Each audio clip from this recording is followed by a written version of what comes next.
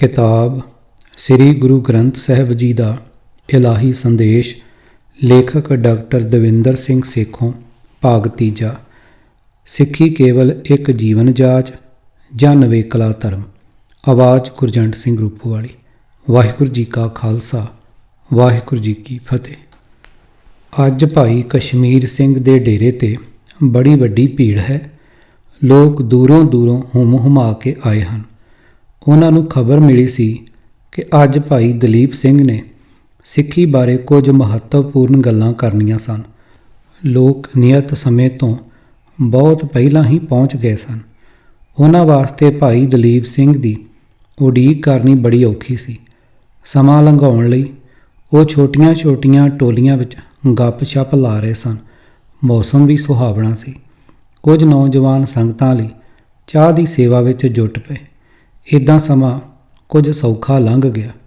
ਕੁਝ ਦੇਰ ਪਿੱਛੋਂ ਚਿਹਰੇ 'ਤੇ ਵੱਡੀ ਸਾਰੀ ਮੁਸਕਾਨ ਲਈ ਭਾਈ ਦਲੀਪ ਸਿੰਘ ਸਟੇਜ 'ਤੇ ਆ ਗਏ। ਉਹਨਾਂ ਨੂੰ ਵੇਖ ਕੇ ਸਾਰੇ ਖੁਸ਼ ਹੋ ਗਏ ਅਤੇ ਸਟੇਜ ਦੇ ਨੇੜੇ ਇਕੱਠੇ ਆਉਣ ਲੱਗ ਪਏ। ਵਾਹਿਗੁਰੂ ਜੀ ਕਾ ਖਾਲਸਾ ਵਾਹਿਗੁਰੂ ਜੀ ਕੀ ਫਤਿਹ। ਭਾਈ ਦਲੀਪ ਸਿੰਘ ਨੇ ਸਾਰੀ ਸੰਗਤ ਦਾ ਜੋਸ਼ ਨਾਲ ਜੈਕਾਰਾ ਗਜਾ ਕੇ ਸਵਾਗਤ ਕੀਤਾ। ਉਹ ਵੱਡੇ ਇਕੱਠ ਨੂੰ ਵੇਖ ਕੇ ਪ੍ਰਸੰਨ ਸਨ। ਸੰਗਤ ਨੇ ਉਸ ਤੋਂ ਵੀ ਵੱਧ ਜੋਸ਼ ਨਾਲ ਜੈਕਾਰੇ ਦਾ ਉੱਤਰ ਦੇ ਕੇ ਭਾਈ ਸਾਹਿਬ ਜੀ ਨੂੰ ਜੀ ਆਇਆਂ ਆਖਿਆ। ਕੱਲ੍ਹ ਇੱਕ ਨੌਜਵਾਨ ਸਿੰਘ ਨੇ ਇੱਕ ਭਖ ਦੇ ਮਸਲੇ 'ਤੇ ਬੜਾ ਮਹੱਤਵਪੂਰਨ ਸਵਾਲ ਉਠਾਇਆ ਸੀ। ਮੈਂ ਉਸ ਨੌਜਵਾਨ ਨੂੰ ਬੇਨਤੀ ਕਰਾਂਗਾ ਕਿ ਉਹ ਆਪਣਾ ਸਵਾਲ ਫਿਰ ਪੁੱਛਣ ਤਾਂ ਜੋ ਨਵੀਂ ਆਈ ਸੰਗਤ ਨੂੰ ਵੀ ਪਤਾ ਲੱਗ ਜਾਵੇ ਕਿ ਅਸੀਂ ਅੱਜ ਕਿਸ ਮਸਲੇ 'ਤੇ ਵਿਚਾਰ ਕਰਨ ਜਾ ਰਹੇ ਹਾਂ। ਸੋ ਵੀਰ ਜੀ, ਤੁਸੀਂ ਸਵਾਲ ਦੁਹਰਾਉਣ ਦੀ ਖੇਚਲ ਕਰੋਗੇ? ਭਾਈ ਦਲੀਪ ਸਿੰਘ ਨੇ ਨੌਜਵਾਨ ਸੰਦੀਪ ਸਿੰਘ ਵੱਲ ਵੇਖਦਿਆਂ ਆਖਿਆ। ਜ਼ਰੂਰ ਭਾਈ ਸਾਹਿਬ, ਅਸੀਂ ਹੁਣ ਤੱਕ ਬੜੀ ਸ਼ਰਧਾ ਅਤੇ ਮਾਣ ਨਾਲ ਪੜ੍ਹਦੇ ਅਤੇ ਸੁਣਦੇ ਆਏ ਹਾਂ ਕਿ ਮਹਾਨ ਗੁਰੂ ਨਾਨਕ ਸਾਹਿਬ ਸਿੱਖ ਧਰਮ ਦੇ ਬਾਨੀ ਸਨ ਅਤੇ ਅਗਲੇ 9 ਗੁਰੂ ਸਾਹਿਬਾਨ ਅਤੇ ਅਣਗਿਣਤ ਸਿੱਖਾਂ ਨੇ ਲਾਸਾਨੀ ਕੁਰਬਾਨੀਆਂ ਦੇ ਕੇ ਇਸ ਧਰਮ ਨੂੰ ਬੇਮਿਸਾਲ ਅਤੇ ਗੌਰਵਮਈ ਬਣਾਇਆ ਅਤੇ ਪ੍ਰਫੁੱਲਤ ਕੀਤਾ। ਪਰ ਹੁਣ ਕੁਝ ਲੋਕ ਕਹਿ ਰਹੇ ਹਨ ਕਿ ਗੁਰੂ ਨਾਨਕ ਪਾਤਸ਼ਾਹ ਨੇ ਸੰਸਾਰ ਨੂੰ ਇੱਕ ਨਵੀਂ ਜੀਵਨ ਜਾਚ ਤਾਂ ਜ਼ਰੂਰ ਦਿੱਤੀ ਹੈ, ਪਰ ਕੋਈ ਨਵਾਂ ਧਰਮ ਸ਼ੁਰੂ ਨਹੀਂ ਕੀਤਾ। ਅਜਿਹੀਆਂ ਗੱਲਾਂ ਸੁਣ ਕੇ ਅਸੀਂ ਬੜੇ ਭੰਬਲ ਭੂਸੇ ਵਿੱਚ ਫਸ ਗਏ ਹਾਂ ਕਿ ਅਸੀਂ ਹਾਂ ਕੌਣ, ਕਿ ਅਸੀਂ ਸਿੱਖ ਨਹੀਂ। ਅਜਿਹਾ ਸੋਚ ਕੇ ਹੀ ਇੱਕ ਕੰਬਣੀ ਜਿਹੀ ਆ ਜਾਂਦੀ ਹੈ ਕਿ ਕੀ ਅਸੀਂ ਵੀ ਉਸ ਕੱਟੀ ਹੋਈ ਪਤੰਗ ਵਾਂਗ ਹਾਂ ਜਿਸ ਦਾ ਕੋਈ ਵਾਰਸ ਨਹੀਂ ਅਤੇ ਜਿਸ ਦੀ ਕੋਈ ਦਿਸ਼ਾ ਨਹੀਂ। ਕਿਰਪਾ ਕਰਕੇ ਸਾਡੇ ਬਹੁਤ ਸਾਰਿਆਂ ਦੀ ਇਹ ਗੰਭੀਰ ਦੁਬਿਧਾ ਜਿੰਨੀ ਛੇਤੀ ਹੋ ਸਕੇ ਦੂਰ ਕਰੋ।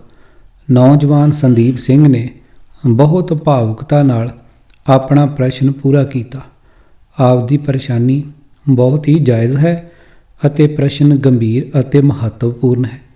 ਸਭ ਤੋਂ ਪਹਿਲਾਂ ਤਾਂ ਮੈਂ ਆਪ ਨੂੰ ਇਹ ਕਹਿ ਕੇ ਆਪ ਸਾਰਿਆਂ ਦਾ ਮਨ ਸ਼ਾਂਤ ਕਰਨਾ ਚਾਹੁੰਦਾ ਹਾਂ ਕਿ ਭਾਵੇਂ ਅਸੀਂ ਇਸ ਵਿਸ਼ੇ 'ਤੇ ਗੰਭੀਰਤਾ ਨਾਲ ਵਿਚਾਰ ਕਰਾਂਗੇ, ਪਰ ਆਪ ਸਾਰੇ ਗੁਰੂ ਨਾਨਕ ਸਾਹਿਬ ਅਤੇ ਬਾਕੀ ਗੁਰੂ ਸਾਹਿਬਾਨ ਦੇ ਬਹੁਤ ਵਧੀਆ ਸਿੱਖ ਹੋ ਅਤੇ ਆਪ ਵਰਗੇ ਸਿੱਧਕੀ ਸਿੱਖਾਂ ਉੱਤੇ ਗੁਰੂ ਸਾਹਿਬਾਨ ਨੂੰ ਬਹੁਤ ਮਾਣ ਹੋਵੇਗਾ। ਮੈਨੂੰ ਇਹ ਵੀ ਪਤਾ ਹੈ ਕਿ ਮੇਰੇ ਖਾਲੀ ਅਜਿਹਾ ਕਹਿਣ 'ਤੇ ਆਪ ਨੂੰ ਤਸੱਲੀ ਨਹੀਂ ਹੋਵੇਗੀ। ਸੋ ਆਪਾਂ ਧਰਮ ਦੀ ਇਸ ਸਮੱਸਿਆ ਦਾ ਹੱਲ ਪਾਵਨ ਗੁਰੂ ਗ੍ਰੰਥ ਸਾਹਿਬ ਵਿੱਚੋਂ ਹੀ ਢੂੰਡਾਂਗੇ। ਆਓ ਪਹਿਲਾਂ ਅਸੀਂ ਜੀਵਨ ਜਾਚ ਨੂੰ ਪੜਚੋਲੀਏ ਕਿ ਇਸ ਦਾ ਕੀ ਭਾਵ ਹੈ ਅਤੇ ਕੀ ਪ੍ਰਭਾਵ ਹਨ। ਭਾਈ ਦਲੀਪ ਸਿੰਘ ਨੇ ਸੰਗਤ ਦੇ ਆਸ਼ੇ ਨੂੰ ਠੀਕ ਸਮਝਿਆ ਸੀ। ਜੀਵਨ ਜਾਚ। ਜੀਵਨ ਜਾਚ ਦਾ ਸੰਖੇਪ ਭਾਵ ਤਾਂ ਇਹ ਹੈ ਕਿ ਤੁਸੀਂ ਮੋਟੇ ਤੌਰ 'ਤੇ ਆਪਣਾ ਜੀਵਨ ਕਿਵੇਂ ਬਤੀਤ ਕਰਦੇ ਹੋ ਜਾਂ ਤੁਹਾਡੀ ਰੋਜ਼ਾਨਾ ਕਾਰਗੁਜ਼ਾਰੀ ਕੀ ਹੈ। ਜੀਵਨ ਜਾਚ 2 ਤਰ੍ਹਾਂ ਦੀ ਹੋ ਸਕਦੀ ਹੈ, ਨਿੱਜੀ ਅਤੇ ਕਿਸੇ ਸੰਸਥਾ ਦੇ ਮੈਂਬਰ ਵਜੋਂ। ਨੰਬਰ 1, ਨਿੱਜੀ ਜੀਵਨ ਜਾਚ। ਇਹ ਹਰ ਕਿਸੇ ਦੀ ਆਪੋ ਆਪਣੀ ਅਤੇ ਨਿਰਾਲੀ ਹੋ ਸਕਦੀ ਹੈ। ਦੁਨੀਆ ਵਿੱਚ ਜਿੰਨੇ ਮਨੁੱਖ ਹਨ ਓਨੀਆਂ ਹੀ ਵੱਖ-ਵੱਖ ਜੀਵਨ ਜਾਚਾਂ ਹੋ ਸਕਦੀਆਂ ਹਨ। ਕੋਈ ਸਵੇਰੇ ਤੜਕੇ ਉੱਠਦਾ ਹੈ, ਪਰ ਕਈ ਹੋਰ ਉਸ ਸਮੇਂ ਸੌਣਾ ਸ਼ੁਰੂ ਕਰਦੇ ਹਨ ਕਿਉਂਕਿ ਉਹ ਕਈ ਕਾਰਨਾਂ ਕਰਕੇ, ਜਿਵੇਂ ਕਿ ਬਿਮਾਰ ਹੋਣਾ, ਸਫ਼ਰ ਤੋਂ ਆਉਣਾ, ਰਾਤ ਦੀ ਡਿਊਟੀ ਆਦਿ ਕਰਕੇ ਰਾਤ ਭਰ ਸੌਂ ਨਹੀਂ ਸਕੇ। ਰਾਤ ਦੀ ਡਿਊਟੀ ਵਿੱਚ ਡਰਾਈਵਰ, ਡਾਕਟਰ, ਪੁਲਿਸ ਅਤੇ ਫੈਕਟਰੀਆਂ ਦੇ ਕਰਮਚਾਰੀ ਅਤੇ ਚੋਰ ਆਦਿ ਆ ਜਾਂਦੇ ਹਨ। ਤੜਕੇ ਉੱਠਣ ਵਾਲਿਆਂ ਵਿੱਚੋਂ ਕਈ ਚਾਹ ਬਣਾ ਕੇ ਅਖਬਾਰ ਪੜ੍ਹਦੇ ਹਨ, ਕਈ ਸੈਰ ਲਈ ਨਿਕਲ ਜਾਂਦੇ ਹਨ, ਕਈ ਪੂਜਾ ਪਾਠ ਵਿੱਚ ਲੱਗ ਜਾਂਦੇ ਹਨ, ਕਈ ਵਰਜਿਸ਼ ਕਰਦੇ ਹਨ, ਕਈ ਟੀਵੀ 'ਤੇ ਆਪਣਾ ਮਨਪਸੰਦ ਸ਼ੋਅ ਦੇਖਦੇ ਹਨ, ਆਦਿ। ਭਾਵ ਜਿੰਨੇ ਮਨੁੱਖ ਓਨੇ ਹੀ ਵੱਖ-ਵੱਖ ਸ਼ੌਂਕ ਜਾਂ ਓਨੀਆਂ ਹੀ ਜੀਵਨ ਜਾਚਾਂ। ਦਿਨ ਚੜ੍ਹਨ 'ਤੇ ਸਭ ਆਪੋ ਆਪਣੇ ਕੰਮਾਂ ਵਿੱਚ ਲੱਗ ਜਾਂਦੇ ਹਨ ਅਤੇ ਫਿਰ ਆਪੋ ਆਪਣੀ ਜੀਵਨ ਜਾਚ ਅਨੁਸਾਰ ਸਮਾਂ ਲੰਘਾਉਂਦੇ ਹਨ। ਕਈ ਆਪਣੀ ਡਿਊਟੀ ਬੜੀ ਇਮਾਨਦਾਰੀ ਨਾਲ ਨਿਭਾਉਂਦੇ ਹਨ। ਕੁਝ ਦਾ ਕੰਮ ਲੋਕਾਂ ਨੂੰ ਖੱਜਲ ਖੁਆਰ ਕਰਕੇ ਪੈਸੇ ਬਟੋਰਨਾ ਹੁੰਦਾ ਹੈ। ਕੁਝ ਬਹੁਤ ਸਾਰਾ ਸਮਾਂ ਗੱਪ-ਸ਼ੱਪ ਮਾਰ ਕੇ ਟਰਕਾ ਲੈਂਦੇ ਹਨ ਅਤੇ ਕੁਝ ਅਫਸਰਾਂ ਦੀਆਂ ਵੰਗਾਰਾਂ ਕਰਕੇ ਖੁਸ਼ ਰਹਿੰਦੇ ਹਨ। ਭਾਵ ਫਿਰ ਉਹੀ ਕਿ ਜਿੰਨੇ ਲੋਕ ਓਨੀਆਂ ਹੀ ਜੀਵਨ ਜਾਚਾਂ। ਸ਼ਾਮ ਨੂੰ ਘਰ ਆ ਕੇ ਲੋਕ ਆਪਣਾ ਸਮਾਂ ਆਪੋ ਆਪਣੇ ਤਰੀਕੇ ਨਾਲ ਬਿਤਾਉਂਦੇ ਹਨ, ਜੋ ਕਿ ਉਹਨਾਂ ਦੀਆਂ ਜੀਵਨ ਜਾਚਾਂ ਅਨੁਸਾਰ ਹੁੰਦਾ ਹੈ। ਕਈ ਆ ਕੇ ਗਲਾਸੀ ਮਾਰਦੇ ਹਨ, ਕਈ ਕੁਝ ਦੇਰ ਆਰਾਮ ਕਰਦੇ ਹਨ, ਕਈ ਦੋਸਤਾਂ ਮਿੱਤਰਾਂ ਨਾਲ ਸਮਾਂ ਬਿਤਾਉਂਦੇ ਹਨ ਅਤੇ ਕੁਝ ਖਾਣਾ ਬਣਾਉਣ ਵਿੱਚ ਜੁਟ ਜਾਂਦੇ ਹਨ। ਇਸ ਤਰ੍ਹਾਂ ਹਰ ਪ੍ਰਾਣੀ ਦੀ ਆਪੋ ਆਪਣੀ ਜੀਵਨ ਜਾਚ ਹੈ।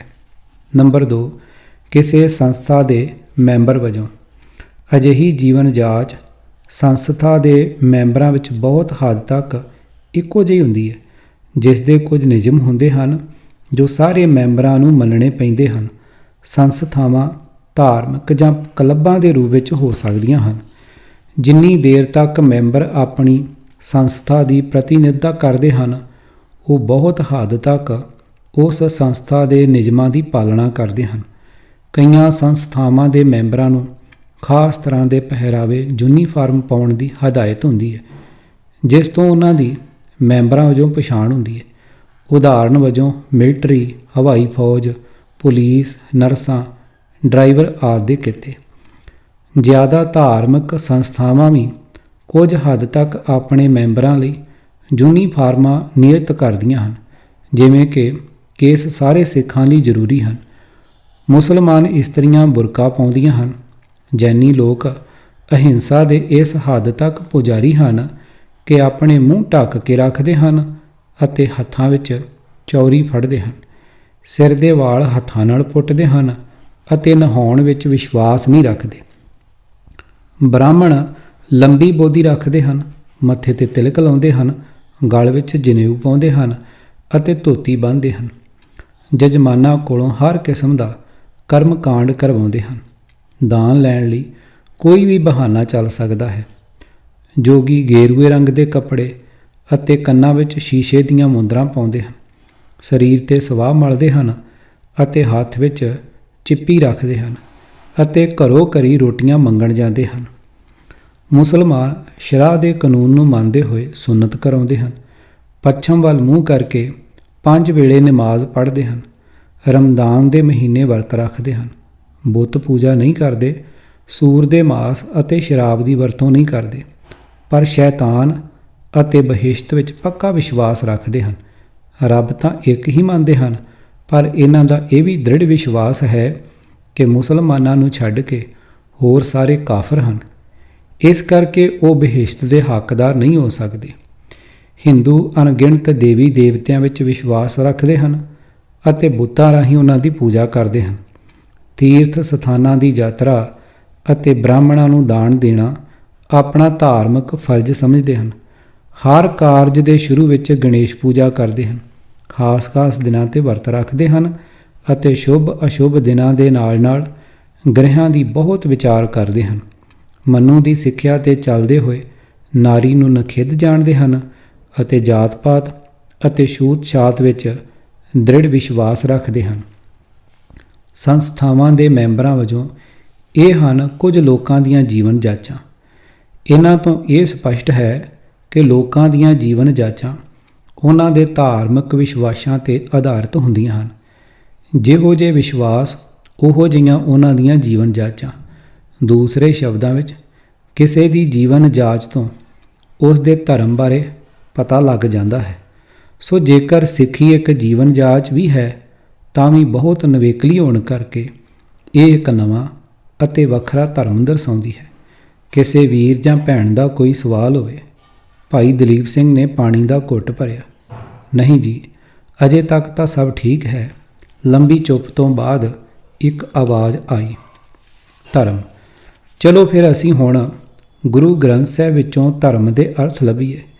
ਇਹ ਸ਼ਬਦ ਗੁਰੂ ਗ੍ਰੰਥ ਸਾਹਿਬ ਵਿੱਚ ਬਹੁਤ ਵਾਰ ਵਰਤਿਆ ਗਿਆ ਹੈ, ਪਰ ਜਿੱਥੋਂ ਤੱਕ ਮੈਨੂੰ ਯਾਦ ਹੈ, ਜਿਵੇਂ ਕਿ ਅਗਲੇ ਕੁਝ ਪਾਵਨ ਸ਼ਬਦਾਂ ਵਿੱਚ ਆਪ ਜੀ ਨੂੰ ਪਤਾ ਲੱਗ ਜਾਵੇਗਾ, ਗੁਰੂ ਗ੍ਰੰਥ ਸਾਹਿਬ ਵਿੱਚ ਸ਼ਬਦ ਧਰਮ ਨੂੰ ਕਿਸੇ ਖਾਸ ਮਜ਼ਹਬ, ਮੁਸਲਿਮ, ਹਿੰਦੂ ਜਾਂ ਬੁੱਧ ਆਦਿ ਜਾਂ ਕਿਸੇ ਫਿਰਕੇ ਨਾਲ ਨਹੀਂ ਜੋੜਿਆ। ਕਿਤੇ ਵੀ ਇਹ ਨਹੀਂ ਆਇਆ ਕਿ ਹਿੰਦੂ ਧਰਮ ਜਾਂ ਮੁਸਲਿਮ ਧਰਮ ਅਨੁਸਾਰ ਇਸ ਤਰ੍ਹਾਂ ਹੁੰਦਾ ਹੈ। ਧਰਮ ਨੂੰ ਜਿਨ੍ਹਾਂ ਭਾਵਾਂ ਵਿੱਚ ਵਰਤਿਆ ਹੈ ਉਹ ਇਹ ਹਨ: ਫਰਜ਼ ਜਾਂ ਜ਼ਿੰਮੇਵਾਰੀ, ਇਨਸਾਫ ਜਾਂ ਨਿਆਂ, ਉੱਚਾ ਆਚਰਣ ਜਾਂ ਉੱਚੇ ਆਚਰਣ ਵਾਲੇ ਸ਼ੁਭ ਕਰਮ, ਜਿਨ੍ਹਾਂ ਵਿੱਚ ਸੱਚਾਈ, ਇੰਦਰੀਆਂ 'ਤੇ ਕਾਬੂ, ਪਰਾਈ ਇਸਤਰੀ ਅਤੇ ਪਰਾਏ ਧਨ 'ਤੇ ਮਾੜੀ ਨਜ਼ਰ ਨਾ ਰੱਖਣਾ, ਨਿੰਦਾ ਚੁਗਲੀ ਨਾ ਕਰਨਾ ਅਤੇ ਸੇਵਾ ਭਾਵ ਆਦਿ ਆ ਜਾਂਦੇ ਹਨ। ਆਓ ਕੁਝ ਕੁ ਪਾਵਨ ਸ਼ਬਦਾਂ ਨੂੰ ਧਿਆਨ ਨਾਲ ਸੁਣੀਏ। ਕੱਲ ਹੋਈ ਕੁੱਤੇ ਮੋਹੀ, ਖਾਜ ਹੋਆ ਮੁਰਦਾਰ, ਕੂੜ ਬੋਲ ਬੋਲ ਭੌਂਕਣਾ, ਚੂਕਾ ਧਰਮ ਵਿਚਾਰ। ਸ਼ਲੋਕ ਮਹੱਲਾ ਪਹਿਲਾ, ਪੰਨਾ 1242। ਅਰਥ: ਰੱਬ ਨਾਲੋਂ ਟੁੱਟੇ ਹੋਏ ਲੋਕ ਕੁੱਤਿਆਂ ਵਾਂਗ ਖਾਣ ਵਾਸਤੇ ਹਾਬੜੇ ਹੋਏ ਹਨ ਅਤੇ ਹੇਰਾ ਫੇਰੀਆਂ ਕਰਕੇ ਹਰਾਮ ਦਾ ਮਾਲ, ਪਰਾਇਆ ਹੱਕ ਖਾਂਦੇ ਹਨ। ਆਪਣੇ ਆਪ ਨੂੰ ਸਹੀ ਸਾਬਤ ਕਰਨ ਲਈ ਝੂਠ ਬੋਲ ਕੇ ਭੌਂਕਦੇ ਹਨ। ਇਸ ਤਰ੍ਹਾਂ ਇਹਨਾਂ ਦੇ ਅੰਦਰੋਂ ਧਰਮ ਦੀ ਅੰਸ਼, ਸ਼ੁਭ ਗੁਣ ਅਤੇ ਨੇਕ ਵਿਚਾਰ ਖਤਮ ਹੋ ਗਈ ਹੈ। ਮੰਨੈ ਮਾਰਗ ਠਾਕ ਨਾ ਪਾਏ, ਮੰਨੈ ਪਤ ਸਿਉ ਪ੍ਰਗਟ ਜਾਏ, ਮੰਨੈ ਮੱਘ ਨਾ ਚੱਲੈ ਪੰਥ, ਮੰਨੈ ਧਰਮ ਸੇਤੀ ਸੰਬੰਧ। ਜਪਜੀ ਸਾਹਿਬ, ਪੰਨਾ ਨੰਬਰ 3।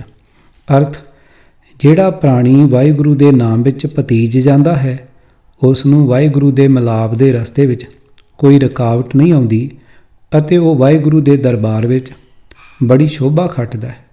ਉਹ ਕਿਸੇ ਹੋਰ ਭੇਖ ਦਾ ਧਾਰਨੀ ਨਹੀਂ ਹੁੰਦਾ ਅਤੇ ਉਹ ਧਰਮ, ਸ਼ੁਭ ਗੁਣਾਂ ਦਾ ਧਾਰਨੀ ਹੋ ਜਾਂਦਾ ਹੈ। ਧਰਮ ਖੰਡ ਕਾ ਇਹੋ ਧਰਮ, ਗਿਆਨ ਖੰਡ ਕਾ ਆਖੋ ਕਰਮ। ਜਪਜੀ, ਪੰਨਾ 7। ਅਰਥ: ਪੰਜਾਂ ਖੰਡਾਂ ਵਿੱਚੋਂ ਧਰਮ ਖੰਡ ਵਿੱਚ ਧਰਤੀ ਤੇ ਧਰਮ, ਸ਼ੁਭ ਗੁਣ ਕਮਾਉਣਾ ਹੀ ਹਰ ਪ੍ਰਾਣੀ ਦਾ ਧਰਮ ਕਰਤੱਵ ਹੈ। ਹੁਣ ਗਿਆਨ ਖੰਡ ਦਾ ਕਰਤੱਵ ਵੀ ਸਮਝ ਲਵੋ। ਜੈਸੀ ਮੈਂ ਆਵੈ ਖਸਮ ਕੀ ਬਾਣੀ, ਤੈਸੜਾ ਕਰੀ ਗਿਆਨ ਵੇ ਲਾਲੋ, ਪਾਪ ਕੀ ਜਾਣ ਲੈ ਕਾਬਲੋਂ ਧਾਇਆ, ਜੋਰੀ ਮੰਗੈ ਦਾਨ ਵੇ ਲਾਲੋ, ਸ਼ਰਮ ਧਰਮ ਦੋਏ ਛਪ ਖਲੋਏ, ਕੂੜ ਫਿਰੈ ਪ੍ਰਧਾਨ ਵੇ ਲਾਲੋ। ਤਿਲੰਗ ਮਹੱਲਾ ਪਹਿਲਾ, ਪੰਨਾ 722। ਅਰਥ: ਹੈ ਲਾਲੋ, ਜੋ ਗਿਆਨ ਮੈਨੂੰ ਅਕਾਲ ਪੁਰਖ ਵੱਲੋਂ ਆਇਆ ਹੈ, ਉਹੀ ਗਿਆਨ ਮੈਂ ਤੇਰੇ ਨਾਲ ਸਾਂਝਾ ਕਰਦਾ ਹਾਂ। ਐਮਨਾਬਾਦ ਵਿੱਚੋਂ ਸ਼ਰਮ, ਹਯਾ ਅਤੇ ਉੱਚੇ ਆਚਰਣ ਵਰਗੇ ਸ਼ੁਭ ਗੁਣ ਖਤਮ ਹੋ ਚੁੱਕੇ ਹਨ। ਇਸ ਲਈ ਬਾਬਰ ਕਾਬਲੋਂ ਜ਼ੁਲਮ ਦੀ ਫੌਜ ਲੈ ਕੇ ਢਿੰਗੋਂ ਜ਼ੋਰੀ ਭਾਰਤ ਦਾ ਰਾਜ ਹਾਸਲ ਕਰਨ ਲਈ ਆ ਰਿਹਾ ਹੈ। ਮਾਨਸ ਖਾਣੇ ਕਰੇ ਨਿਵਾਜ, ਛੁਰੀ ਵਗਾਇਨ ਤਿੰਨ ਗਲ ਤਾਗ, ਕੂੜੀ ਰਾਸ ਕੂੜਾ ਵਪਾਰ, ਕੂੜ ਬੋਲ ਕਰੇ ਆਹਾਰ, ਸ਼ਰਮ ਧਰਮ ਕਾ ਡੇਰਾ ਦੂਰ, ਨਾਨਕ ਕੂੜ ਰਹਿਆ ਭਰਪੂਰ। ਆਸਾ ਦੀ ਵਾਰ, ਪੰਨਾ 471। ਅਰਥ: ਬਹੁਤ ਲੋਕ ਵਿਖਾਵੇ ਲਈ ਨਮਾਜ਼ ਤਾਂ ਪੜ੍ਹਦੇ ਹਨ, ਪਰ ਉਂਝ ਮਨੁੱਖਾਂ ਦਾ ਲਹੂ ਚੂਸਦੇ ਹਨ। ਇਸੇ ਤਰ੍ਹਾਂ ਜਿਨ੍ਹਾਂ ਨੇ ਗਲ ਵਿੱਚ ਜਨੇਊ ਪਾਏ ਹਨ, ਧਰਮੀ ਹੋਣ ਦਾ ਪਖੰਡ ਰਚਿਆ ਹੈ, ਉਹ ਮਨੁੱਖਾਂ 'ਤੇ ਜ਼ੁਲਮ ਕਰਦੇ ਹਨ। ਅਜਿਹੇ ਲੋਕਾਂ ਦੀ ਪੂੰਜੀ ਅਤੇ ਵਪਾਰ ਦੋਵੇਂ ਝੂਠ ਅਤੇ ਪਾਪ 'ਤੇ ਆਧਾਰਿਤ ਹਨ। ਹਰ ਪਾਸੇ ਝੂਠ ਅਤੇ ਪਾਪ ਦਾ ਹੀ ਵਰਤਾਓ ਹੈ। ਸ਼ਰਮ, ਲੱਜਿਆ ਅਤੇ ਉੱਚਾ ਆਚਰਣ ਕਿਤੇ ਦੂਰ ਚਲਾ ਗਿਆ ਹੈ। ਕਾਲ ਨਾਹੀ, ਜੋਗ ਨਾਹੀ, ਨਾਹੀ ਸਤ ਕਾ ਢੱਬ, ਥਾ ਨਸ਼ਟ ਜਗ ਭ੍ਰਿਸ਼ਟ ਹੋਏ, ਡੂਬਤਾ ਇਮ ਜਗ, ਖੱਤਰੀਆਂ ਤਾਂ ਧਰਮ ਛੋੜਿਆ, ਮਲੇਸ਼ ਭਾਖਿਆ ਗਹੀ। ਧਨਾਸਰੀ ਮਹੱਲਾ ਪਹਿਲਾ, ਪੰਨਾ 662। ਅਰਥ: ਇਹ ਮਨੁੱਖਾ ਜਨਮ ਦਾ ਸਮਾਂ ਅੱਖਾਂ ਮੀਟਣ ਅਤੇ ਨੱਕ ਫੜਨ ਵਾਸਤੇ ਨਹੀਂ ਹੈ। ਇਹਨਾਂ ਵਿਖਾਵੇ ਵਾਲੀਆਂ ਢੁੱਚਰਾਂ ਨਾਲ ਰੱਬ ਨਾਲ ਮੇਲ ਕਦੇ ਨਹੀਂ ਹੁੰਦਾ ਤੇ ਨਾ ਹੀ ਉੱਚਾ ਆਚਰਣ ਬਣਦਾ ਹੈ। ਅਜਿਹੇ ਢੰਗਾਂ ਨਾਲ ਅਨੇਕਾਂ ਪਵਿੱਤਰ ਹਿਰਦੇ ਵੀ ਗੰਦੇ ਹੋ ਗਏ ਹਨ ਅਤੇ ਲੁਕਾਈ ਵਿਕਾਰਾਂ ਵਿੱਚ ਡੁੱਬ ਰਹੀ ਹੈ।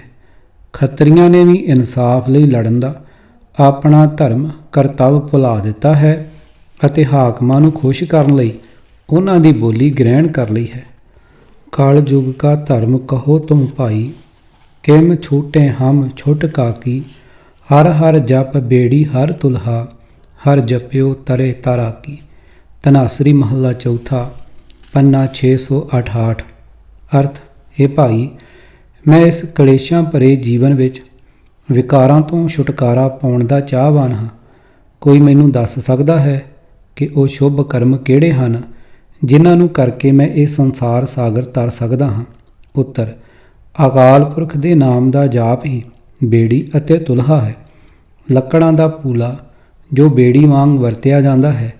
ਨਾਮ ਜਪ ਕੇ ਤੁਸੀਂ ਤੈਰਾਕ ਬਣ ਸਕਦੇ ਹੋ ਅਤੇ ਸੰਸਾਰ ਸਾਗਰ ਤੋਂ ਪਾਰ ਲੰਘ ਸਕਦੇ ਹੋ। ਰੇ ਮਨ, ਓਟ ਲਿਹੁ ਹਰ ਨਾਮਾ, ਨਾਹਨ ਗੁਣ ਨਾਹਨ ਕਛ ਵਿਦਿਆ। ਧਰਮ ਕੌਣ ਗਜ ਕੀਨਾ, ਨਾਨਕ ਬਿਰਧ ਰਾਮ ਕਾ ਦੇਖੋ, ਅਬੈ ਦਾਨ ਤਹਿ ਦੀਨਾ। ਰਾਮਕਲੀ ਮਹੱਲਾ ਨੌਵਾਂ, ਪੰਨਾ 901। ਅਰਥ, ਇਹ ਮੇਰੇ ਮਨ, ਅਕਾਲ ਪੁਰਖ ਦੇ ਨਾਮ ਦਾ ਆਸਰਾ ਲੈ। ਵੇਖ, ਉਸ ਹਾਥੀ ਵਿੱਚ ਨਾ ਕੋਈ ਸ਼ੁਭ ਗੁਣ ਸੀ, ਨਾ ਹੀ ਕੋਈ ਗਿਆਨ ਸੀ ਅਤੇ ਨਾ ਹੀ ਉਸਨੇ ਕੋਈ ਸ਼ੁਭ ਕੰਮ ਕੀਤਾ ਸੀ। ਪਰ ਅਕਾਲ ਪੁਰਖ ਦੀ ਬਜ਼ੁਰਗੀ ਵਡਿਆਈ ਵੇਖੋ ਕਿ ਸਿਰਫ ਉਸ ਨੂੰ ਤਹਿ ਦਿਲੋਂ ਚੇਤੇ ਕਰਨ ਨਾਲ ਹੀ ਉਸ ਨੇ ਹਾਥੀ ਨੂੰ ਨਾ ਕੇਵਲ ਤੇਂਦੂਏ ਦੇ ਜਾਲ ਵਿੱਚੋਂ ਹੀ ਛੁਡਵਾਇਆ, ਸਗੋਂ ਉੱਚੇ ਆਤਮਿਕ ਦਰਜੇ ਦਾ ਦਾਨ ਵੀ ਦੇ ਦਿੱਤਾ।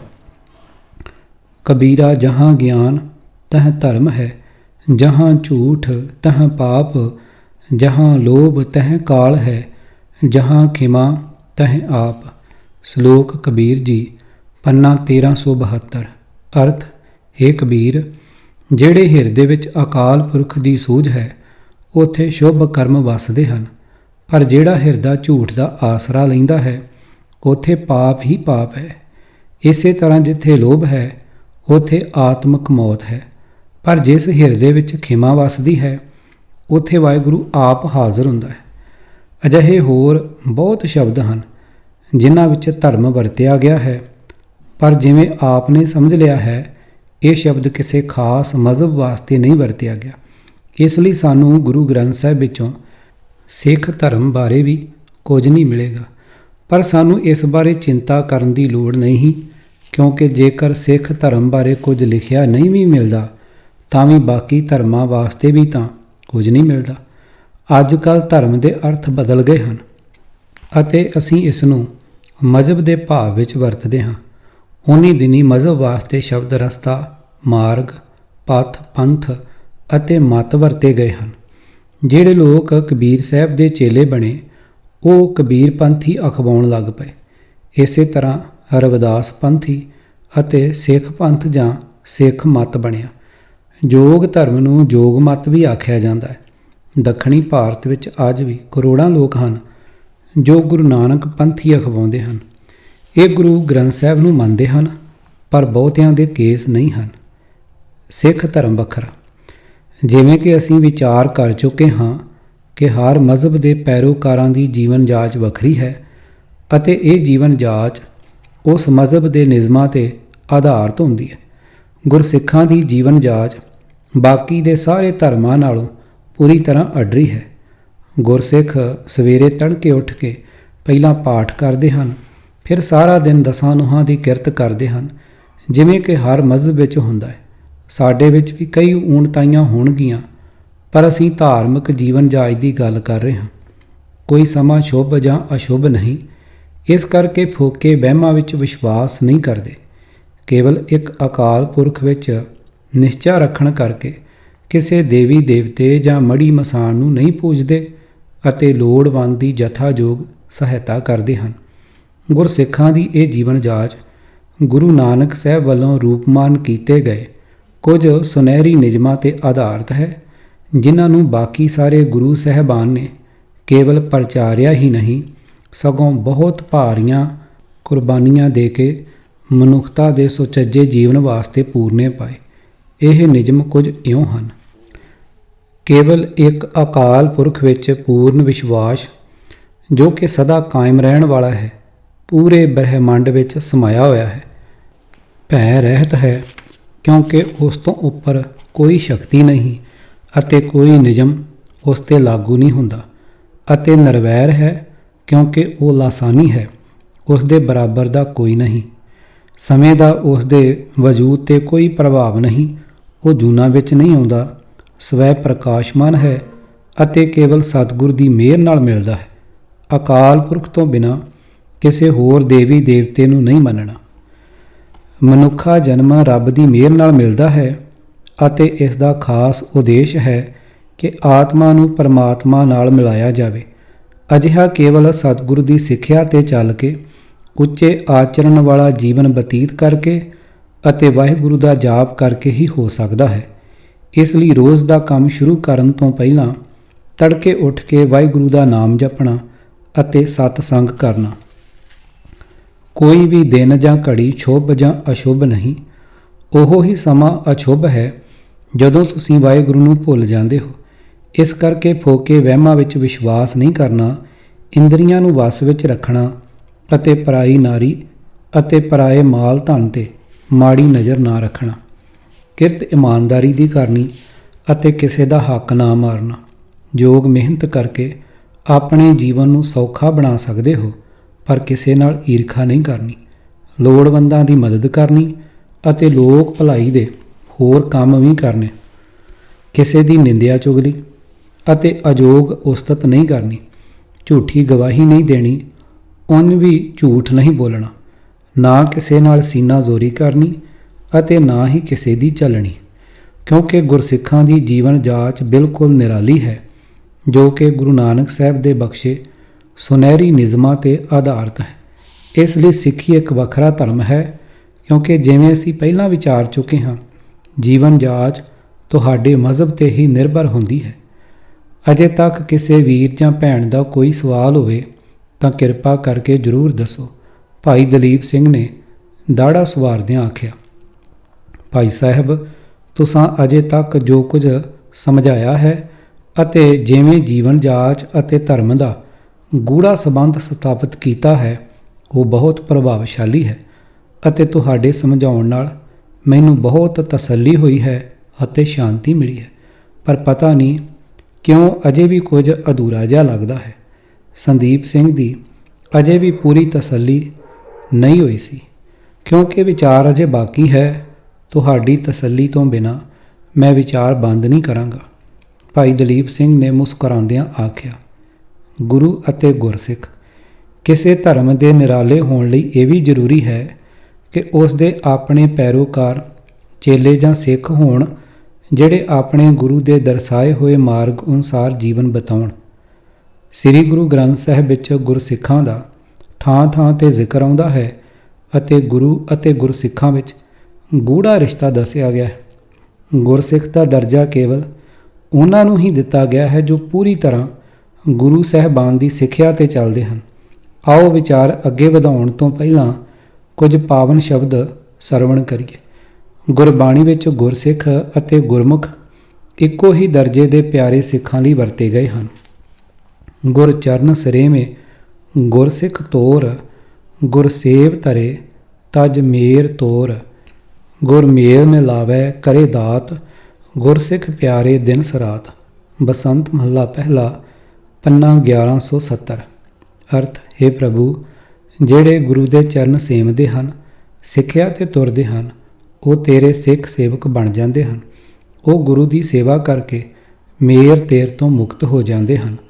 ਜਿਨ੍ਹਾਂ ਨੂੰ ਸੰਗਤ ਵਿੱਚ ਮੇਲ ਕੇ ਗੁਰੂ ਨਾਮਦਾਨ ਬਖਸ਼ਦਾ ਹੈ, ਉਹ ਪਿਆਰੇ ਗੁਰਸਿੱਖ ਦਿਨ ਰਾਤ ਨਾਮ ਦੀ ਦਾਤ ਨੂੰ ਸੰਭਾਲ ਕੇ ਰੱਖਦੇ ਹਨ। ਗੁਰਮੁਖ ਸਾਚੇ ਕਾ ਭਉ ਪਾਵੈ, ਗੁਰਮੁਖ ਬਾਣੀ ਆ ਘੜ ਘੜਾਵੈ। ਗੁਰਮੁਖ ਰੋਮ ਰੋਮ ਹਰ ਧਿਆਵੈ, ਨਾਨਕ ਗੁਰਮੁਖ ਸਾਚ ਸਮਾਵੈ। ਸਿੱਧ ਗੋਸ਼ਟ ਪੰਨਾ 948। ਅਰਥ, ਗੁਰੂ ਦੇ ਰਸਤੇ 'ਤੇ ਤੁਰਨ ਵਾਲਾ ਸਿੱਖ ਪ੍ਰਭੂ ਦਾ ਡਰ ਆਪਣੇ ਹਿਰਦੇ ਵਿੱਚ ਟਿਕਾਉਂਦਾ ਹੈ। ਉਹ ਗੁਰਬਾਣੀ ਰਾਹੀਂ ਅਮੋੜ ਮਨ ਨੂੰ ਸੋਹਣੀ ਘਾੜਤ ਦਿੰਦਾ ਹੈ ਅਤੇ ਹਰ ਦਮ ਵਾਹਿਗੁਰੂ ਨੂੰ ਯਾਦ ਰੱਖਦਾ ਹੈ। ਇਸ ਤਰ੍ਹਾਂ ਉਹ ਸਦਾ ਥਿਰ ਪ੍ਰਭੂ ਵਿੱਚ ਲੀਨ ਰਹਿੰਦਾ ਹੈ। ਜੇ ਕੋ ਸਿੱਖ ਗੁਰੂ ਸੇਤੀ ਸਨਮੁਖ ਹੋਵੈ, ਹੋਵੈ ਤਾਂ ਸਨਮੁਖ ਸਿੱਖ ਕੋਈ, ਜਿਉ ਰਹੈ ਗੁਰ ਨਾਲੇ। ਗੁਰ ਕੇ ਚਰਨ ਹਿਰਦੇ ਧਿਆਏ, ਅੰਤਰ ਆਤਮੇ ਸੰਭਾਲੇ। ਰਾਮਕਲੀ ਮਹੱਲਾ ਤੀਜਾ ਆਨੰਦ, ਪੰਨਾ 919। ਅਰਥ, ਜੋ ਵੀ ਸਿੱਖ ਗੁਰੂ ਦੇ ਹੁਕਮ ਦੀ ਪਾਲਣਾ ਕਰਨੀ ਚਾਹੁੰਦਾ ਹੈ, ਉਹ ਸੱਚੇ ਦਿਲੋਂ ਗੁਰੂ ਦੇ ਚਰਨਾਂ ਵਿੱਚ ਟਿਕੇ ਅਤੇ ਗੁਰੂ ਦੇ ਸ਼ਬਦ ਨੂੰ ਆਪਣੀ ਆਤਮਾ ਵਿੱਚ ਸੰਭਾਲ ਕੇ ਰੱਖੇ। ਗੁਰ ਸਤਿਗੁਰ ਕਾ ਜੋ ਸਿੱਖ ਅਖਾਏ, ਸੋ ਭਲ ਕੇ ਉਠ ਹਰ ਨਾਮ ਤੇ ਆਵੈ। ਉਦਮ ਕਰੇ ਭਲ ਕੇ ਪ੍ਰਭਾਤੀ, ਇਸ਼ਨਾਨ ਕਰੇ ਅੰਮ੍ਰਿਤ ਸਰ ਨਾਵੈ।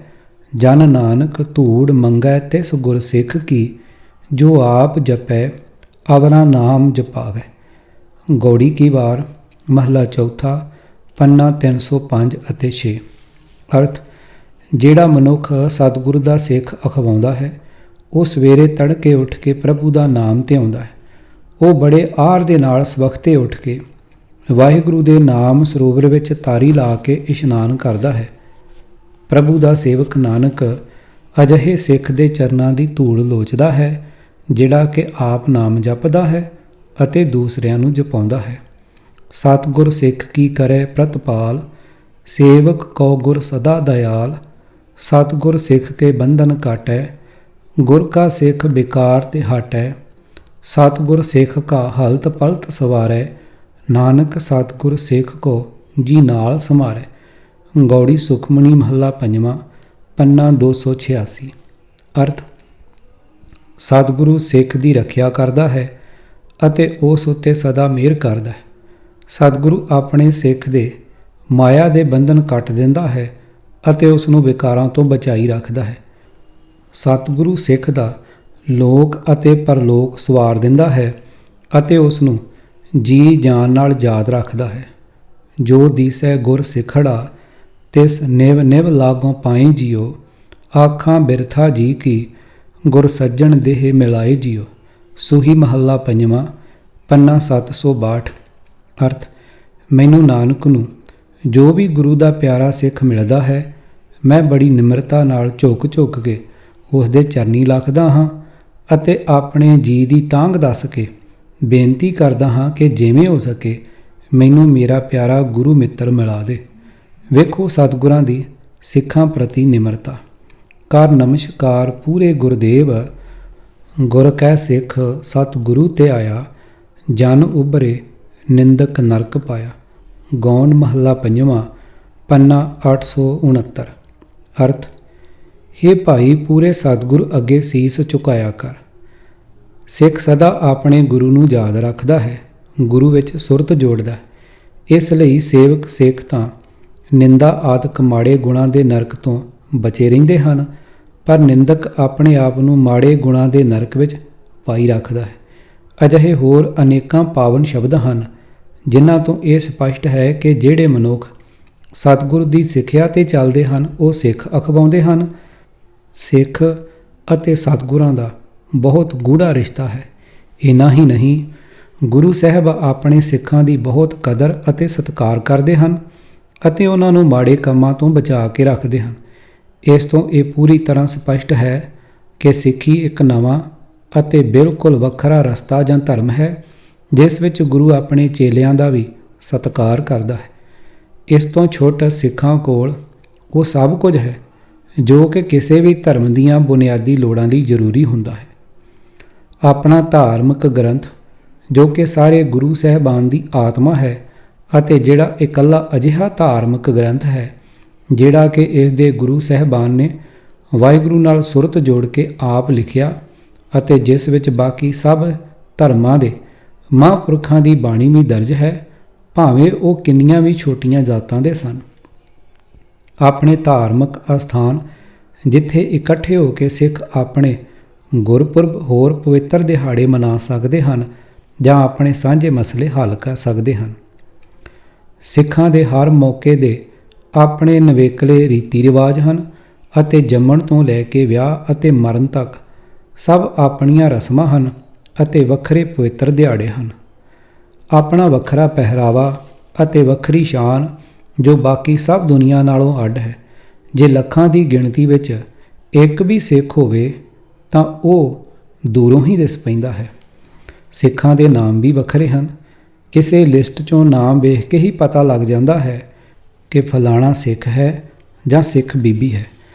ਭਾਵੇਂ ਪੰਜਾਬੀ ਕੇਵਲ ਸਿੱਖਾਂ ਦੀ ਬੋਲੀ ਹੀ ਨਹੀਂ, ਸਗੋਂ ਪੰਜਾਬੀ ਬੋਲਣ ਵਾਲਿਆਂ ਵਿੱਚੋਂ ਬਹੁਤੇ ਗੈਰ ਸਿੱਖ ਹਨ, ਪਰ ਪੰਜਾਬੀ ਬੋਲੀ ਲਈ ਵੱਖਰੀ ਲਿਪੀ ਹੈ। ਗੁਰੂ ਨਾਨਕ ਸਾਹਿਬ ਤੋਂ ਲੈ ਕੇ ਹੀ ਸਿੱਖ ਇੱਕ ਵੱਖਰਾ ਧਰਮ ਸੀ, ਜਿਸ ਦੀ ਕਿ ਨੀਂਹ ਵੀ ਉਹਨਾਂ ਨੇ ਹੀ ਰੱਖੀ ਸੀ।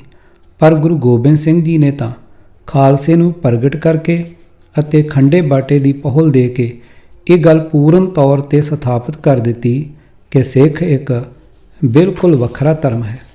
ਜੇਕਰ ਅਜੇ ਵੀ ਕਿਸੇ ਨੂੰ ਕੋਈ ਸ਼ੱਕ ਹੋਵੇ ਤਾਂ ਨਿਰਣਾ ਭਾਈ ਗੁਰਦਾਸ ਜੀ ਦੀਆਂ ਰਚਨਾਵਾਂ ਅਤੇ ਸ੍ਰੀ ਗੁਰੂ ਗ੍ਰੰਥ ਸਾਹਿਬ ਜੀ 'ਤੇ ਛੱਡ ਦਿੰਦੇ ਹਾਂ, ਜਿਨ੍ਹਾਂ ਵਿੱਚ ਬਹੁਤ ਸਾਰੇ ਅਜਿਹੇ ਸ਼ਬਦ ਹਨ ਜਿਹੜੇ ਇਹ ਸਪਸ਼ਟ ਕਰਦੇ ਹਨ ਕਿ ਸਿੱਖ, ਹਿੰਦੂ ਜਾਂ ਮੁਸਲਮਾਨ ਦੋਵਾਂ ਵਿੱਚੋਂ ਕੋਈ ਵੀ ਨਹੀਂ, ਸਗੋਂ ਵੱਖਰੇ ਵਿਸ਼ਵਾਸ ਵਾਲੇ ਨਿਰਾਲੇ ਧਰਮ ਦੇ ਪੈਰੋਕਾਰ ਹਨ ਅਤੇ ਜਿਸ ਧਰਮ ਜਾਂ ਪੰਥ ਦੀ ਨੀਂਹ ਗੁਰੂ ਨਾਨਕ ਪਾਤਸ਼ਾਹ ਨੇ ਆਪ ਰੱਖੀ। ਕਿਰਪਾ ਕਰਕੇ ਇਹਨਾਂ ਸ਼ਬਦਾਂ ਵੱਲ ਧਿਆਨ ਦਿਓ। ਸਿੱਧੀ ਮਨੇ ਵਿਚਾਰਿਆ ਕਿਵੇਂ ਦਰਸ਼ਨ ਇਹ ਲੇਵੈ ਬਾਲਾ, ਐਸਾ ਜੋਗੀ ਕਲੀ ਮੈਂ ਹਮਰੇ ਪੰਥ ਕਰੇ ਉਜਿਆਲਾ।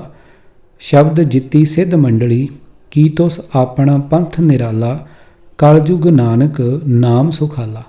ਭਾਈ ਗੁਰਦਾਸ ਜੀ, ਵਾਰ ਨੰਬਰ 1, ਪੌੜੀ ਨੰਬਰ 31।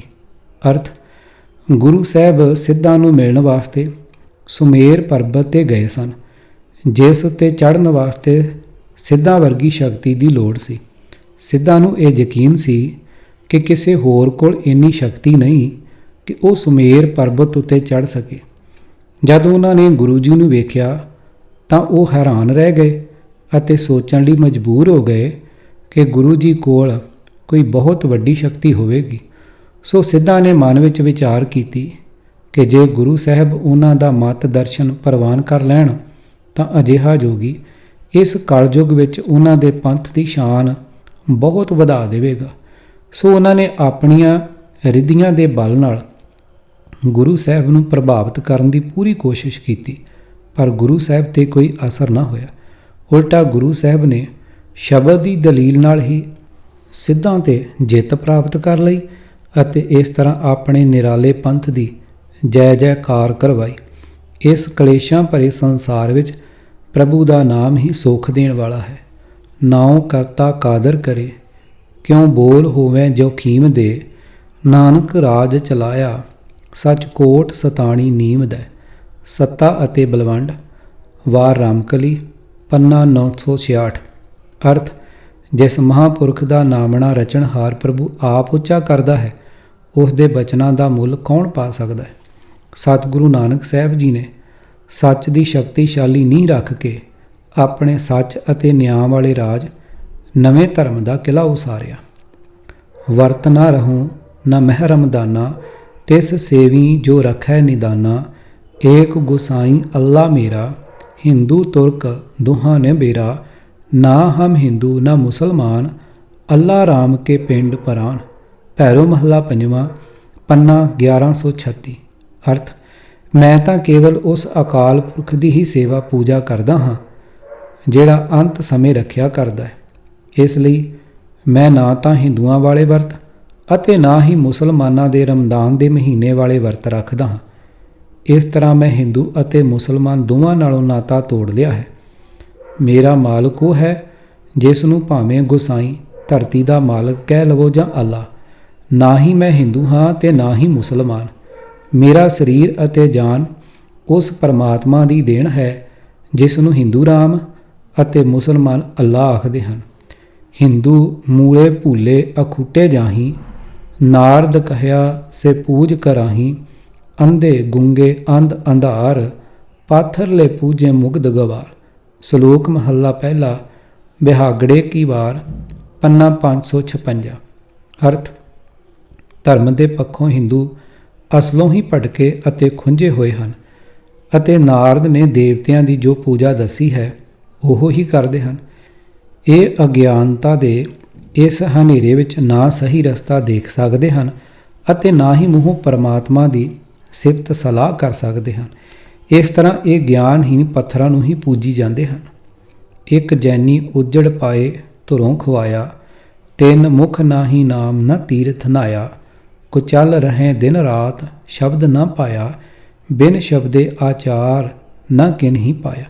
ਮਲਾਰ ਕੀ ਵਾਰ ਮਹੱਲਾ ਪਹਿਲਾ ਪੌੜੀ ਪੰਨਾ 1285। ਅਰਥ, ਜੈਨੀਆਂ ਨੂੰ ਪਰਮਾਤਮਾ ਨੇ ਆਪ ਹੀ ਖੁੰਝਾ ਕੇ ਕੁਰਾਹੇ ਪਾ ਦਿੱਤਾ। ਇਹਨਾਂ ਦੇ ਮੂੰਹ ਵਿੱਚ ਪਰਮਾਤਮਾ ਦਾ ਨਾਮ ਤਾਂ ਦੂਰ ਦੀ ਗੱਲ, ਇਹ ਤੀਰਥ ਇਸ਼ਨਾਨ ਵੀ ਨਹੀਂ ਕਰਦੇ ਅਤੇ ਦਿਨ ਰਾਤ ਗੰਦੇ ਰਹਿੰਦੇ ਹਨ। ਪ੍ਰਭੂ ਦੀ ਸਿਫਤ ਸਲਾਹ ਤਾਂ ਇਹਨਾਂ ਨੂੰ ਚੰਗੀ ਹੀ ਨਹੀਂ ਲੱਗਦੀ, ਪਰ ਪ੍ਰਭੂ ਦੀ ਸਿਫਤ ਸਲਾਹ ਗਾਉਣ ਤੋਂ ਬਿਨਾਂ ਤਾਂ ਕਦੇ ਕਿਸੇ ਨੇ ਨੇਕ ਜੀਵਨ ਜਾਚ ਨਹੀਂ ਲੱਭੀ। ਜਿਵੇਂ ਕਿ ਇਹਨਾਂ ਪਾਵਨ ਸ਼ਬਦਾਂ ਤੋਂ ਸ਼ੀਸ਼ੇ ਵਾਂਗ ਸਾਫ਼ ਹੈ, ਗੁਰੂ ਨਾਨਕ ਸਾਹਿਬ ਅਨੁਸਾਰ ਪ੍ਰਭੂ ਪ੍ਰਾਪਤੀ ਦਾ ਰਸਤਾ ਕੇਵਲ ਇੱਕ ਹੈ ਕਿ ਗੁਰਬਾਣੀ ਅਨੁਸਾਰ ਆਪਣਾ ਜੀਵਨ ਢਾਲ ਕੇ ਪ੍ਰਭੂ ਭਗਤੀ ਕੀਤੀ ਜਾਵੇ।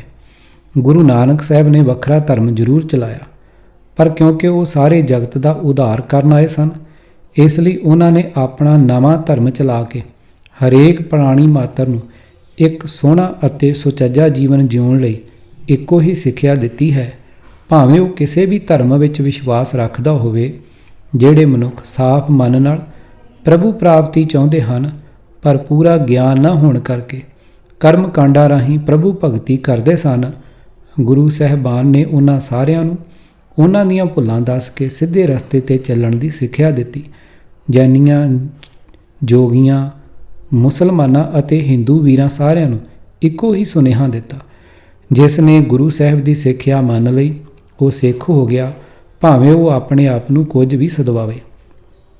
ਸੋ ਸਾਡਾ ਸਿੱਖੀ ਧਰਮ ਬਿਲਕੁਲ ਨਿਰਾਲਾ ਅਤੇ ਵੱਖਰਾ ਹੈ, ਅਤੇ ਜਿੱਥੋਂ ਤੱਕ ਵਿਸ਼ਵਾਸਾਂ ਅਤੇ ਧਾਰਮਿਕ ਰੀਤਾਂ ਰਸਮਾਂ ਦਾ ਸੰਬੰਧ ਹੈ, ਸਾਡਾ ਬਾਕੀ ਕਿਸੇ ਵੀ ਧਰਮ ਨਾਲ ਕੁਝ ਵੀ ਸਾਂਝਾ ਨਹੀਂ। ਨਾ ਹਮ ਹਿੰਦੂ ਨਾ ਮੁਸਲਮਾਨ ਕਹਿੰਦੇ ਹੋਏ ਭਾਈ ਸਾਹਿਬ ਨੇ ਆਪਣਾ ਵਖਿਆਨ ਖਤਮ ਕਰ ਦਿੱਤਾ। ਕਿਸੇ ਵੀਰ ਭੈਣ ਦਾ ਕੋਈ ਸਵਾਲ ਹੋਵੇ, ਭਾਈ ਸਾਹਿਬ ਨੇ ਗਲਾ ਸਾਫ਼ ਕਰਦਿਆਂ ਪੁੱਛਿਆ, ਆਪ ਜੀ ਦਾ ਬਹੁਤ ਬਹੁਤ ਧੰਨਵਾਦ। ਆਪ ਨੇ ਸਾਡੇ ਮਨਾਂ ਤੋਂ ਬਹੁਤ ਵੱਡਾ ਬੋਝ ਹਟਾ ਦਿੱਤਾ ਹੈ। ਭਾਵੇਂ ਸਾਨੂੰ ਪਤਾ ਹੈ ਕਿ ਤੁਸੀਂ ਹੋਰ ਲੋਕਾਂ ਨੂੰ ਵੀ ਗੁਰੂ ਦਾ ਅਣਮੁੱਲਾ ਸੁਨੇਹਾ ਪਹੁੰਚਾਉਣਾ ਹੈ, ਪਰ ਸਾਡੀ ਇਹ ਦਿਲੀ ਖਾਹਿਸ਼ ਹੈ ਕਿ ਤੁਸੀਂ ਸਾਡੇ ਕੋਲ ਟਿਕ ਕੇ ਸਾਨੂੰ ਗੁਰੂ ਦੇ ਚਰਨਾਂ ਦੇ ਨੇੜੇ ਰੱਖੋ। ਸੰਗਤ ਵਿੱਚੋਂ ਬਹੁਤ ਸਾਰੀਆਂ ਆਵਾਜ਼ਾਂ ਆਈਆਂ। ਮੈਂ ਅਜੇ ਤਾਂ ਕੁਝ ਦਿਨ ਉਂਝ ਹੀ ਤੁਹਾਡੇ ਕੋਲ ਹਾਂ, ਪਰ ਜਦੋਂ ਚਲਾ ਵੀ ਗਿਆ, ਤੁਹਾਡੇ ਦਰਸ਼ਨਾਂ ਦੀ ਤਾਂਘ ਨੇ ਆਪਣੇ ਆਪ ਮੈਨੂੰ ਖਿੱਚ ਕੇ ਲੈ ਆਉਣਾ ਹੈ। ਭਾਈ ਸਾਹਿਬ ਨੂੰ ਵੀ ਇੱਥੋਂ ਦੀ ਸੰਗਤ ਨਾਲ ਪਿਆਰ ਹੋ ਗਿਆ ਸੀ। ਕਿਸੇ ਨੇ ਹੋਰ ਸਵਾਲ ਨਾ ਪੁੱਛਿਆ। ਸਮਾਂ ਵੀ ਬਹੁਤ ਹੋ ਚੁੱਕਾ ਸੀ। ਭਾਈ ਕਸ਼ਮੀਰ ਸਿੰਘ ਨੇ ਭਾਈ ਦਲੀਪ ਸਿੰਘ ਦਾ ਦਿਲੋਂ ਧੰਨਵਾਦ ਕੀਤਾ ਅਤੇ ਨਾਲ ਹੀ ਸੰਗਤ ਦਾ ਵੀ। ਰੋਜ਼ ਵਾਂਗ ਬੋਲੇ ਸੋ ਨਿਹਾਲ ਸਤਿ ਸ੍ਰੀ ਅਕਾਲ ਦੇ ਬੁਲੰਦ ਨਾਅਰਿਆਂ ਨਾਲ ਅੱਜ ਦਾ ਸਮਾਗਮ ਖਤਮ ਹੋਇਆ। ਸਭ ਲਈ ਲੰਗਰ ਤਿਆਰ ਸੀ, ਸੋ ਸਾਰੇ ਲੰਗਰ ਛਕਣ ਲਈ ਚੱਲ ਪਏ। ਕਿਤਾਬ ਸ੍ਰੀ ਗੁਰੂ ਗ੍ਰੰਥ ਸਾਹਿਬ ਜੀ ਦਾ ਇਲਾਹੀ ਸੰਦੇਸ਼, ਲੇਖਕ ਡਾਕਟਰ ਦਵਿੰਦਰ ਸਿੰਘ ਸੇਖੋਂ, ਭਾਗ ਤੀਜਾ, ਆਵਾਜ਼ ਗੁਰਜੰਟ ਸਿੰਘ ਰੂਪੋਵਾਲੀ। ਵਾਹਿਗੁਰੂ ਜੀ ਕਾ ਖਾਲਸਾ, ਵਾਹਿਗੁਰੂ ਜੀ ਕੀ ਫਤਿਹ।